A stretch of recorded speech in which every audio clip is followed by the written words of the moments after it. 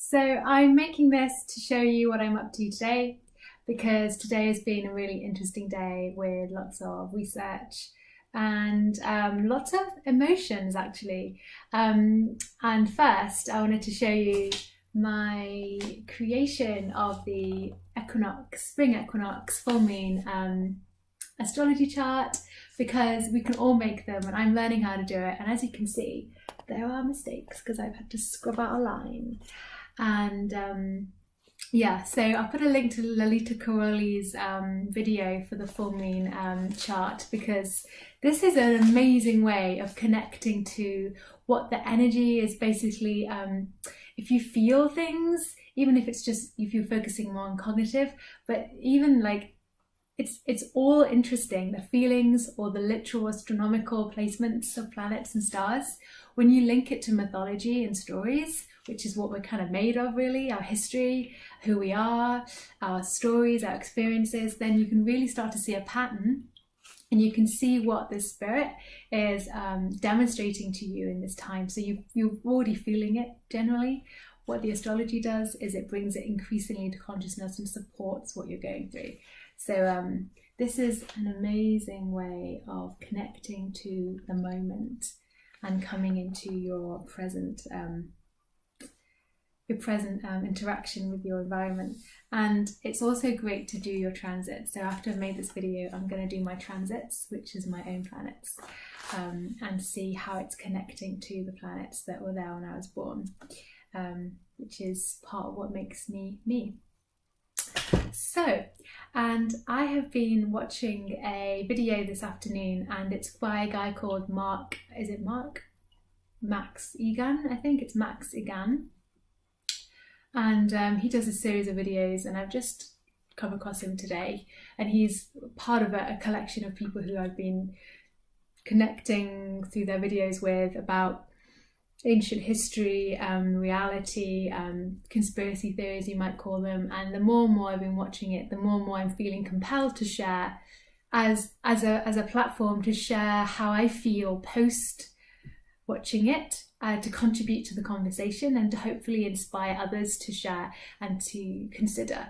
Perhaps you don't have the time to watch these kind of things, and I'm very blessed that I've been taking this part in life. This season in life is very filled with time for me to do this. So this video is about our history, and basically the video covers, and I'll put a link to it, the video basically covers what is our history, and do we completely know what it is? And maybe we actually only know a tiny little bit of what it is.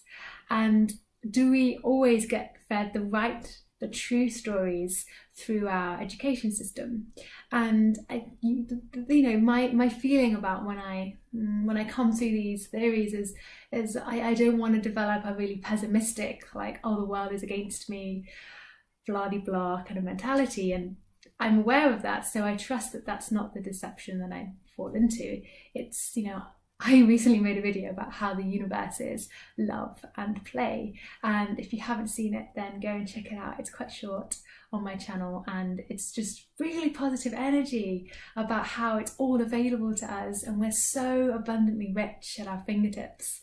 So I keep this in mind, and I go towards that when I look at really tough subjects, seriously deep. But it's important not to remain indifferent to these truths and the reality of just, blank statement news articles about what's going on literally in the world around us, such as war, famine, tragedies around the world. That's one thing. And then to look beyond the surface of the government and what we are fed is another thing. So we have to be open to all of this, not to remain disconnected. So yeah, and that's where our empowerment lies. So this video was basically about a theory on an arena in the world called Tartaria, and I came across this subject a few months ago, and started learning about civilizations, ancient civilizations, such who were part of the agglomeration of Tartaria, and actually not that ancient because this is said to be dating back to the 1800s. So then there was seen to be a mud flood which devastated, what was a huge deluge, which devastated the civilization and which now is almost unapparent to us. And yet, the theory goes is that the buildings that we are surrounded by, the ancient buildings of government buildings, at churches, cathedrals, all these hugely beautiful architectural pillars and so on and so forth, are found to be connected across the world to one another because we all look the same, all of our buildings, interestingly. And so there is a lot of parallels towards what the remaining architecture and technology of that era, such as free energy. And then you have, coming out of that time frame, we have I want to say someone else's name. What is it? We have the energy theorist who was behind Tesla, Nikola Tesla. So coming out of that era, Nikola Tesla, who pertains to free energy, and there's a few other things there to do with the cover up of when Tartaria collapsed, and a lot to do with children who were basically trafficked around the world and sent to do a lot of labor work to reconstruct the world's civilizations. But the key point here is that a civilization came in and then tried to cover up what happened and manipulate whatever reason caused the downfall of the civilization, whether it is some kind of storm or whether it is a literal war that was manipulative to the extent to which they destroyed. It's not something that I know the answer to. But what's interesting is that the theory really brings out a lot to do with horror, murder, war, control, and the idea that the reality is not what it seems to be, and what is clearly before our eyes. We really have to look beyond the veil. And for me, when I engage with things like this, I'm naturally really intrigued. So I always watch it and I always observe how I react, and then go away and process to see what comes out for me. And because I feel things in my body, literally, something that I really recognized as I watched this video was how it triggered so much flight, like PTSD, like fight and flight. It triggered a huge amount of fear and flight in me, to the degree to which I paused the video at 20 minutes in. It was an hour long. I paused it and it was almost unconscious. I paused it and ran off the sofa and went to the kitchen to do something, and then had to literally catch myself, bring myself lovingly back and consider, let's watch this and feel into this, because clearly I'm having a strong reaction. And then throughout the rest of the documentary, I have huge pain here. I couldn't digest my lunch. It was like my whole body had gone into shutdown, like you do when you have cortisol released in the body and your body goes into like running and fighting.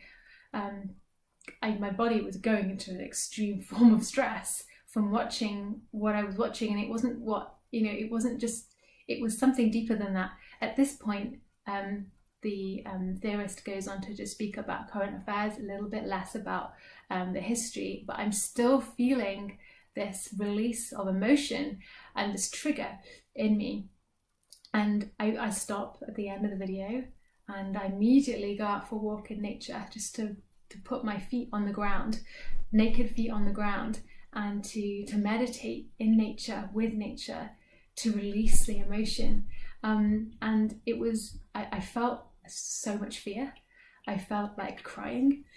I felt like a huge amount of overwhelming emotion. And what it came down to is really that we live in a state of fear.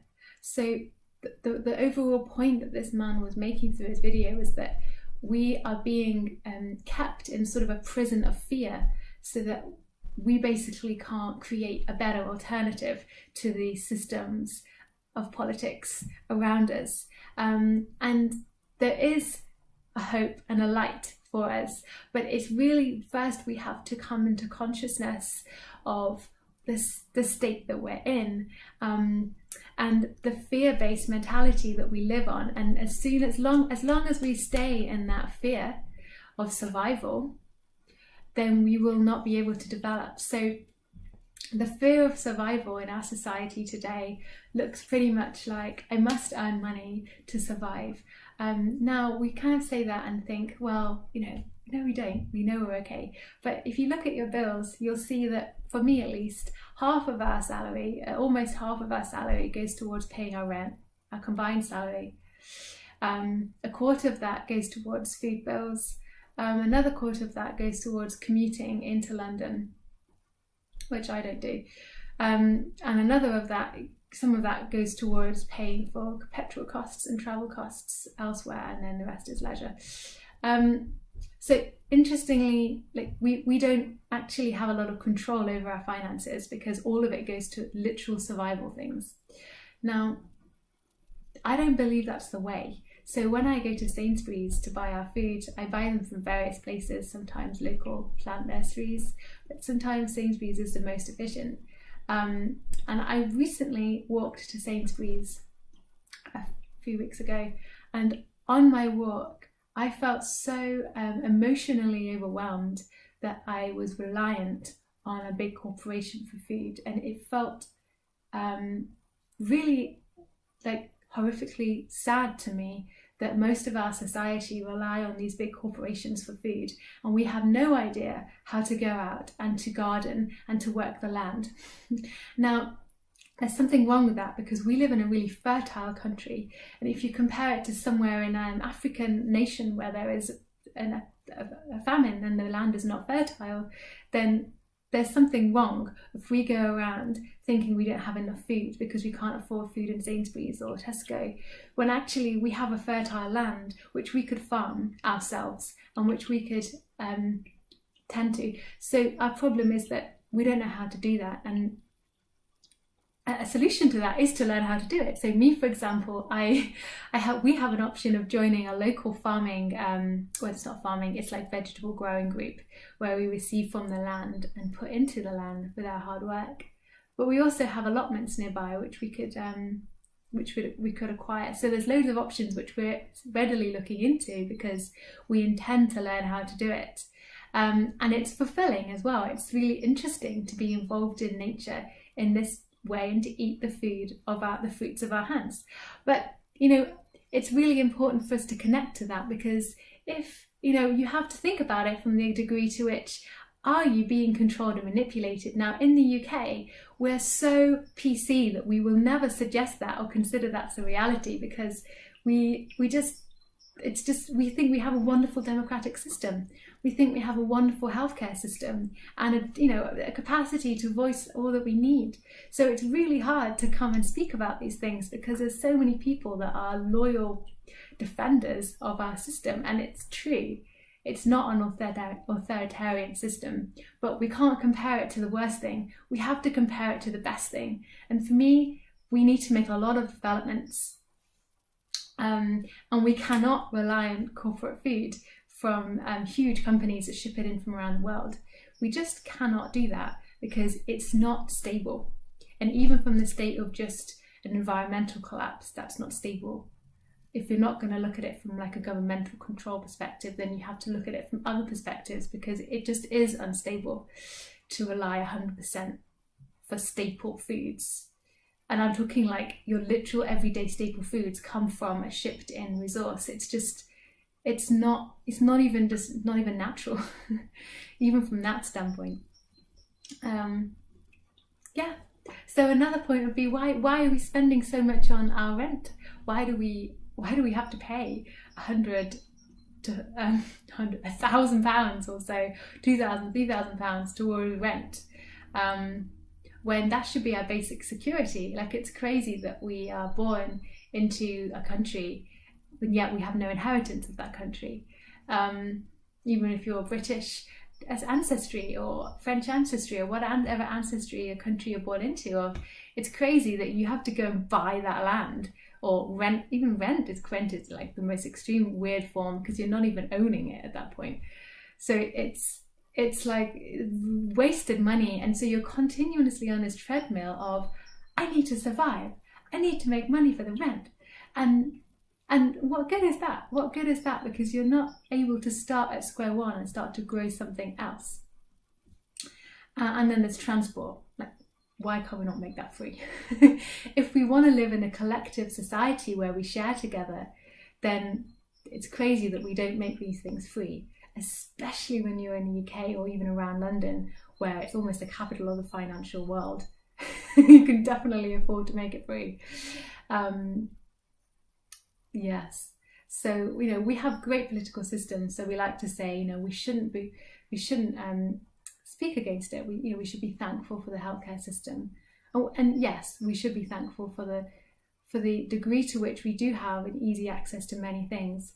But it's almost like saying, if you're in a prison cell, well, at least we should be thankful that they brought us a Victoria's cake this week.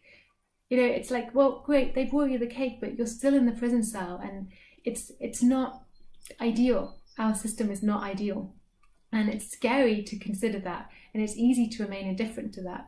But we have to start to rise up to the challenge and discover that we actually have this huge capacity to bring good and envisioning into the future of our cultures. We just haven't realized that yet. And I believe that the state of realizing the solutions comes through and with the point of deep despair and consciousness of the reality that's presenting itself to you.